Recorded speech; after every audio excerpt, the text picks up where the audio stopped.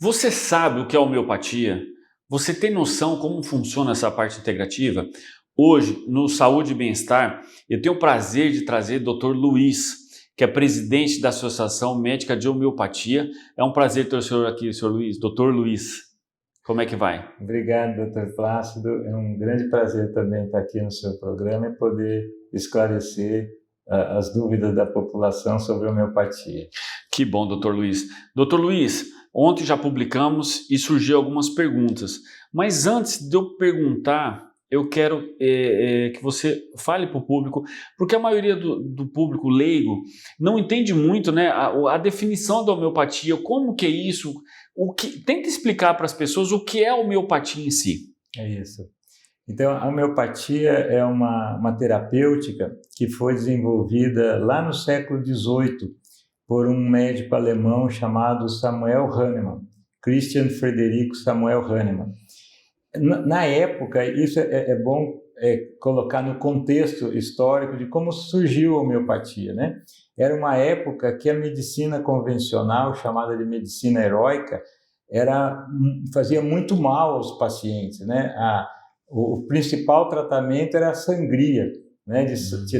Achavam que o paciente estava doente porque tinha alguma toxina, alguma coisa ruim dentro do organismo que precisava ser expulsa. E para isso eles davam remédios para as pessoas vomitarem, ou de diarreia, ou sangrias. Chegava a tirar 2 litros de sangue de uma pessoa e tinha a famosa frase da época que o paciente morria curado, né? Porque dos seus sintomas. Então, nessa época, esse médico alemão, que também praticava esse tipo de terapêutica, ficou descontente com esse tipo de medicina e buscou na natureza alguma coisa que pudesse auxiliar os pacientes sem prejudicá-los. Porque ele, como conhecedor dos princípios de Hipócrates, o pai da medicina, que viveu lá em 360 a.C., e Hipócrates tinha como lema, que é o nosso aforismo, Hipócrates é o pai da medicina, né? Primum non nocere, ou seja, primeiro não prejudicar, primeiro não fazer mal ao seu paciente. Então, nessa busca, o Hahnemann, traduzindo um livro de um escocês chamado William Cullen, ele encontrou lá a descrição do tratamento na época para a malária, que era o quinino, ou a quina, o Quina officinalis, que até hoje é um princípio utilizado no tratamento da malária, que é a hidroxicloroquina de hoje. Que legal. E naquela época ele era usado em doses altíssimas, que causavam muita intoxicação, mas tinha um efeito na malária. E o Hahnemann, descontente do jeito que o autor explicava por que o quinino tratava a malária, porque causava um mal-estar no estômago. Então, ele, descontente disso, ele resolveu experimentar nele mesmo o quinino conforme era preconizado para o tratamento na época. E, ao experimentar, ele começou a ter sintomas muito parecidos, alguns, lógico, de intoxicação, porque eram 13 gramas de quinino, muito semelhantes às pessoas que estavam sofrendo de malária. E ele não estava com malária. E ele suspendia o remédio e os sintomas desapareciam e ele voltava a experimentar. Aí ele, que já conhecia esses princípios hipocráticos, falou: será que o quinino melhora e atua na malária porque ele produz esses mesmos sintomas no indivíduo são? Que era um dos princípios do Hipócrates, que os semelhantes podem curar os semelhantes, né? E aí ele passou a experimentar durante 6 anos várias substâncias que na época também tinham um efeito curativo nas pessoas, além daqueles tratamentos perversos que existiam, e foi confirmando uma substância atrás da outra esse mesmo efeito. Até que em 1796 ele publica o primeiro artigo, vamos dizer assim, oficial da homeopatia, que era um ensaio sobre os princípios curativos das substâncias, né? Que era como que uma substância experimentada no indivíduo são poderia curar esses sintomas em quem tivesse doente daquele sintoma. E aí ele começou a desenvolver todo esse tratamento e, em 1810, ele publica o livro principal obra da homeopatia, que é o órgão da arte de curar, e que foi daí traduzido em várias línguas e conhecido por médicos do mundo inteiro, e a partir daí a homeopatia começou a ganhar notoriedade e, ao mesmo tempo, também desde aquela época, começou a ter os contra, né? As resistências a um tratamento muito eficaz na época. Com a homeopatia, o Hahnemann tratou epidemias de cólera, de escarlatina, com resultados muito superiores ao tratamento convencional da época, né? E daí, a partir de 1835, quando ele foi para Paris, e aí sim a homeopatia ganhou o mundo, e dali os seus discípulos, os seus alunos foram vindo de vários países estudar e levavam a homeopatia para os seus países. Assim aconteceu com o Brasil. Um desses discípulos, Benoît Mir, ou Bento Muri, como os brasileiros chamam, veio para o Brasil em 1840 e, através de um movimento na época chamado falanstério, que era um processo de querer implantar uma sociedade autônoma, né, com engenheiros, carpinteiros, etc., no Brasil, e, voltando para o Rio de Janeiro, fundou a primeira escola de homeopatia, tratando escravos, tratando as pessoas menos favorecidas, e a homeopatia foi ganhando espaço também no Brasil desde essa época. Só que, nesse processo todo, a medicina, de um modo geral, também evoluiu. Vieram os tratamentos eficazes em muitas doenças fatais, como as infecções graves, e os diagnósticos, e a homeopatia foi se inserindo dentro desse sistema, e hoje ela é um subsistema da medicina de um modo geral, e junto com todas as outras especialidades, atua no sentido de devolver o estado de saúde do paciente. Vou fazer uma analogia aqui, o senhor vai me corrigir se eu estiver errado, tá? Mas eu enxergo, assim, o senhor me falando, a homeopatia como realmente um suplemento para melhorar a fisiologia do corpo, né? Para equilibrar a fisiologia. Já o remédio alopata, ele é para remediar, né? Eu enxergo assim, por exemplo, muitos suplementos da homeopatia é para cumprir aquela carência que às vezes o corpo estava por conta daquela doença, de repente, e a alopatia, porque a gente percebe que na alopatia nenhum remédio cura, ele remedia, né?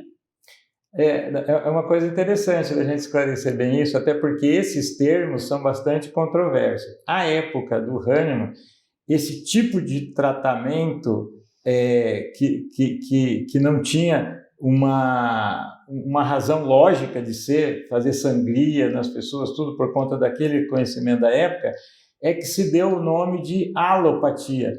Alos é outro. Então, outro tipo de tratamento. O Hipócrates também enunciou o princípio dos contrários, e que o Hahnemann também advogava em algumas situações que você poderia dar um medicamento contrário ao sintoma, que seria o anti. Isso chamou de enantiopatia, que é a medicina ou a biomedicina que a gente conhece hoje, não é a alopatia. A alopatia são pouquíssimos tratamentos, porque o que se preconiza é você dar uma substância contra aquele sintoma que o paciente está sofrendo. Então, tipo, um antibiótico, um antidepressivo, um antihipertensivo, que tem o seu sentido, né, de ser feito também. Então, quando aí a própria palavra homeopatia vem de uma derivação grega que é homoios, que é semelhante, e patós, sofrimento. Então, a busca do médico homeopata, através de todo um exame clínico, né, de anamnese, exame físico, exames complementares para estabelecer um diagnóstico clínico e, a partir daí, ele propor uma terapêutica do semelhante, ou seja, buscar entender o que está por trás da doença. Então, esse é um conceito muito importante, que esse conceito de enfermo, enfermidade, saúde e doença é que difere um pouco das diferentes abordagens. Então, e toda terapêutica tem o seu espaço em determinado momento. O que é da cirurgia, o que é da medicina intensiva é da medicina intensiva. Então, e o que é da clínica médica, das outras especialidades, tem todo o seu espaço. Então, o que a homeopatia busca é entender o que fez com que aquele paciente adoecesse. Então, o que está por trás da doença. E não no efeito, né? Exatamente. Então, por quê? No entendimento dessa similitude ou dos semelhantes que a gente compreende, para a gente enfermar, ou seja, apresentar sinais e sintomas que o médico ao examinar vai dar um diagnóstico, alguma coisa aconteceu antes que deixou você suscetível ou predisposto a ficar doente frente a uma agressão, a gente chama de noxa. Seja um vírus, uma bactéria ou alguma coisa, até um trauma emocional, que faz com que você previamente já estava suscetível e não reagiu com aquilo adequadamente e desenvolveu sinais e sintomas que era doente. Dependendo do estágio que o paciente está com aquela enfermidade, às vezes uma infecção grave é necessário entrar com antibiótico terapia, às vezes é um procedimento que é necessário tirar um tumor, alguma coisa, é da cirurgia. Então, mas sempre vai ter o espaço para a abordagem, o tratamento homeopático, porque tudo aquilo que levou àquela lesão não foi consertado, porque isso está lá para trás. Chegou isso mesmo. E eu costumo dizer, né, essa parte da homeopatia integrativa é interessante, porque muitas pessoas confundem, porque assim, é uma especialidade, é importante falar que é uma especialidade médica, né? E ela não tem patrocínio, não existe patrocínio, não existe laboratórios por trás financiando isso, né?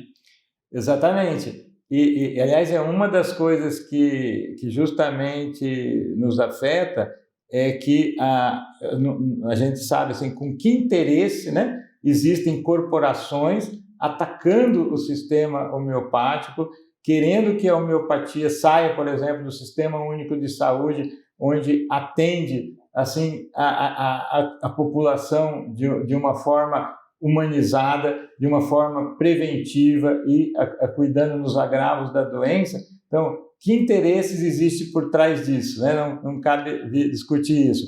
Mas quando você fala de uma questão integrativa, é muito interessante. Até algum tempo atrás se falava muito em medicina alternativa. Verdade. Alternativa é uma coisa ou outra coisa. E hoje em dia, quando a gente fala integrativa, é no sentido justamente de homeopatia e outra terapêutica, né? A medicina convencional e outra terapêutica, ou seja, tudo que se faz, e quando você fala integrativa, isso vem lá de Harvard, essa noção da integrativa para a gente, que o paciente é o sujeito, o paciente é que tem que entender o que está acontecendo com ele. Então, quando você atende integrativamente o paciente, os terapeutas, os profissionais que estão ajudando esse paciente têm que conversar entre si e com o paciente para ver o que naquele momento para ele faz sentido. Que aí entra o lado da humanização, porque eu vou fazer um comparativo aqui para você me corrigir. O paciente chega com dor de cabeça, seja no médico, no posto de saúde, vamos lá, dipirona. Chega no médico homeopata, não, o homeopata vai investigar o que pode estar causando aquela dor de cabeça, concorda?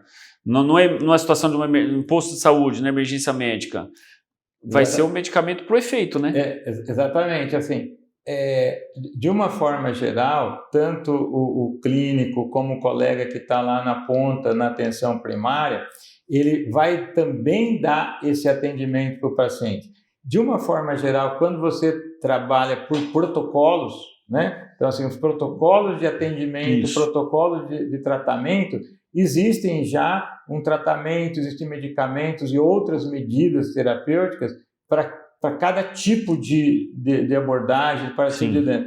Mas essa é a vantagem sempre de um paciente ser primeiro examinado por um médico, porque o médico vai fazer essa abordagem que uma simples dor de cabeça pode ser um monte de coisa, inclusive um tumor cerebral. É só um sinal, né? Exatamente. Então, esse cuidado, então, existe o atendimento emergencial de aliviar o paciente daquele sofrimento e depois olhar para ele de uma forma integral.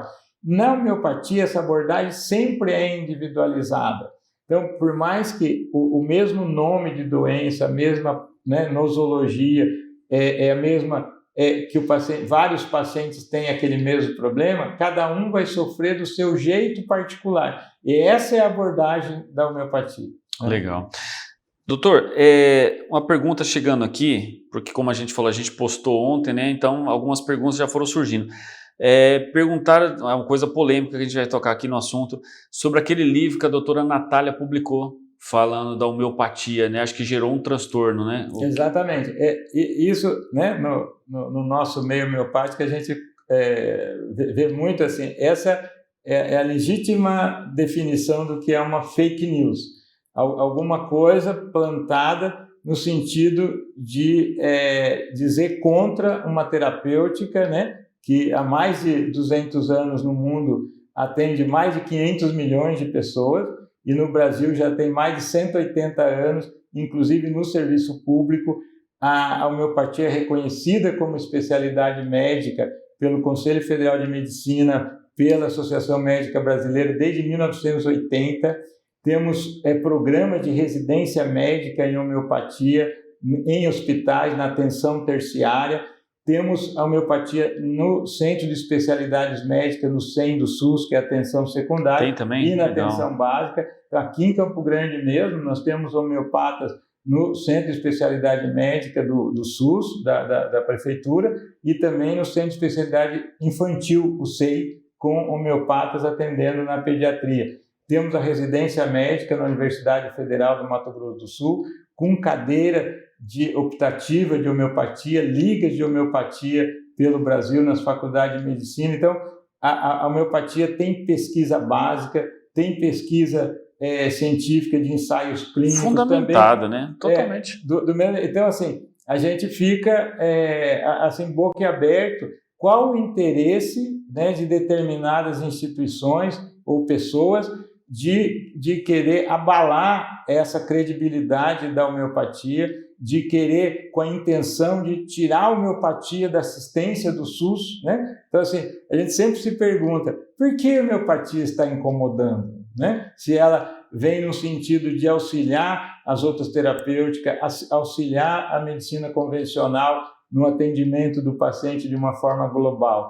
Então, alguma coisa está incomodando, alguém está se sentindo incomodado e isso que causa essa perturbação e sistematicamente, desde 2018, nós vemos no Brasil sofrendo ataques nas grandes mídias e nessa forma de propaganda, antipropaganda da homeopatia, né? E a nossa questão é justamente mostrar para a população as questões positivas da homeopatia, os trabalhos produzidos com homeopatia e, sem dúvida nenhuma, é só perguntar na rua, na população, no centro de saúde que foram atendidos por homeopatia, o que a população acha do atendimento e do tratamento e da efetividade do tratamento na sua saúde. Isso é o que é o mais importante. Não, é o tal da fake news, né? Até você, na hora que você mostra, até aquele pessoal que já viu a primeira notícia, como você citou a questão da pena comenta porque é verdade. Exatamente. Eu sempre gosto de comentar isso nessa questão, que atribui-se isso a São Tomás de Aquino, quando ele ainda era padre, e que foi uma beata pedir uma penitência porque tinha cometido o pecado da calúnia, né? E ele disse, vamos fazer então uma penitência, você vai em casa, mata uma galinha, tira todas as penas e traz aqui para minha galinha que vai ser a sua penitência. Ela fez isso, padre, eu trouxe aqui a galinha totalmente despenada, agora estou livre do meu pecado.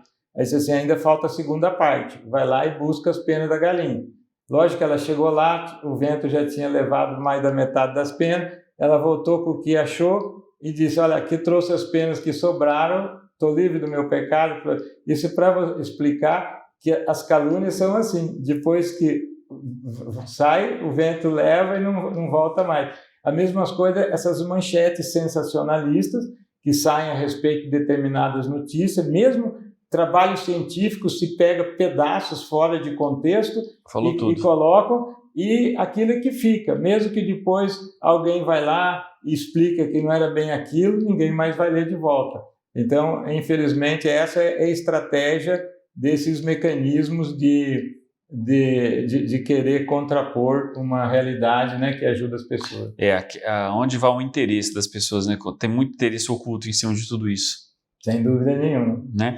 E deixa eu fazer uma pergunta, porque aqui a gente está falando de homeopatia, a gente começou da parte integrativa, e nesse inteirinho, nesse meio, também tem as outras coisas também que complementam, né? Por exemplo, eu vi que o senhor também trabalha muito com essa parte de acupuntura, né?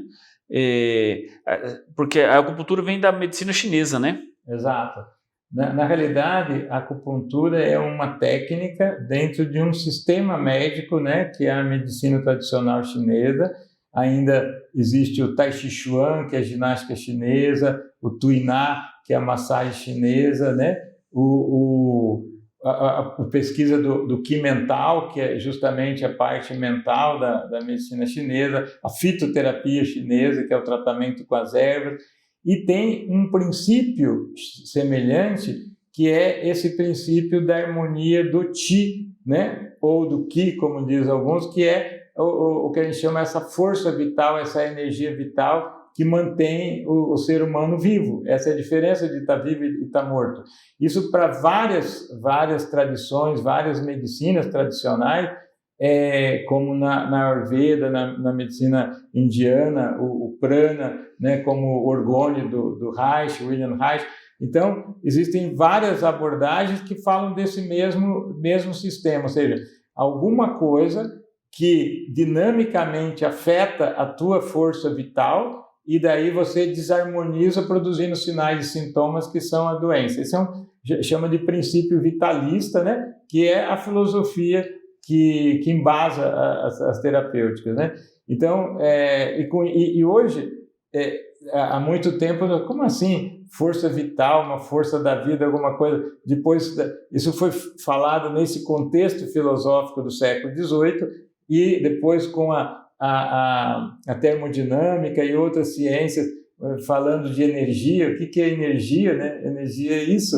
É tudo isso aqui que a gente está fazendo, é energia, como que isso é afetado ou não. E hoje, no processo dos estudos cada vez mais avançados da epigenética, o epigenoma e os telômeros que estão falando desse aspecto do processo de envelhecimento, e aí estaria talvez essa força vital que representaria que no processo de envelhecimento a gente vai perdendo essa energia. Né? Quem a gente conhece aqui em Campo Grande trabalha muito, é a doutora Andrea, né, Antonoli, né, trabalha muito com essa questão da idade, né, do envelhecimento, né, ela comenta muito sobre isso, dos telômeros, né? Exatamente, porque quando se fez todo aquele estudo do genoma humano, se achava que daí pronto, estaria descoberta as causas da doença. Mas não, aí que veio mais coisa. O genoma, o exoma, né, que faz parte do estudo, é 2% de todo o cromossoma. Então tem o resto tudo, que é o epigenoma, que é a influência do ambiente, é o modo de vida, é o estilo de vida. Então, que isso influencia. Então, é isso que a gente busca, eu acho, que com homeopatia e todas as terapêuticas integrativas, que é estimular o paciente também a ter esse estilo de vida saudável, né? Um cuidado com a qualidade do sono, um cuidado com a atividade física, um cuidado com a alimentação saudável e a parte espiritual, que todo mundo tem as suas crenças e que o combo dessas atitudes é que vão trazer a gente um estado de saúde. Porque a nossa saúde ela é dinâmica. Nós, todo momento, estamos enfermando e se recuperando, às vezes, sem perceber, porque nós somos afetados a todo momento por uma série de noxas, de agressões, né? Então, aproveitando, falando disso, a gente sofreu muito com a pandemia, e não só por conta do vírus, mas por conta do efeito pandêmico. Então, assim, esse estado mental, emocional que abalou as pessoas, de vendo notícia ruim na televisão todo momento, todo dia, isso também despertou doenças que estavam ali dormindo, que são das predisposições das pessoas e são acordadas. Esse é o fenômeno epigenético, né? Ou seja, o ambiente me sendo gatilho para despertar doenças que eu tenho cronicamente predispostas, né? Nossa, falou tudo. Você sabe que, você falando agora, nós estamos chegando no final do programa por conta de tempo, mas você, nesse final, que você abriu um leque para muitas outras coisas, porque assim, essa questão muito pouco explorada, que assim, não que quem faz a medicina de ponta lá esteja errado, não, mas vamos dizer, cada um no seu quadrado, né, no seu determinado momento, né? E às vezes, porque às vezes as pessoas estão assistindo, será que meu médico está fazendo errado? Não, não é isso, é que cada um, né, tem um mecanismo ali na hora para poder defender frente à agressão, né? E em cima disso que você falou, você abriu um leque enorme para a gente poder fazer uma outra entrevista, porque assim, essa parte da epigenética, essa parte da emoção, esses efeitos, a gente entrevistou muitas pessoas aqui para falar muito da pós-pandemia, e até hoje a gente está sofrendo efeitos colaterais de tudo isso. Exatamente, exatamente. E é isso que é importante, deixar esse recado para as pessoas que assistem o seu programa, que a homeopatia é uma especialidade médica, é uma terapêutica segura e que vem para ajudar a pessoa a restabelecer o seu estado de saúde, né?